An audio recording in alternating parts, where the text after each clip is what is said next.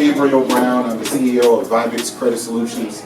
We've been in Las Vegas now for 14 and a half years. When I first moved to Vegas, I was homeless. I lived on the streets. I lived in the park for 4.5 months until. And if anyone knows, the closer you get to the restroom, the more you have to go. And so I played along and I said, yes, I am. I went to the restroom and they had lotion in there and a little soap company. This is the #1 dental office in the city of Las Vegas.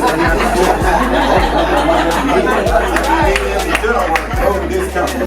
About annuities, 401ks. I don't know anything about that. I just know how many times I can sign my name and walk away with what I want.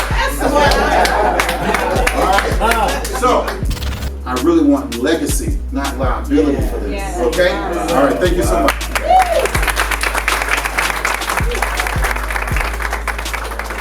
The kind of guy that can help a lot of people out.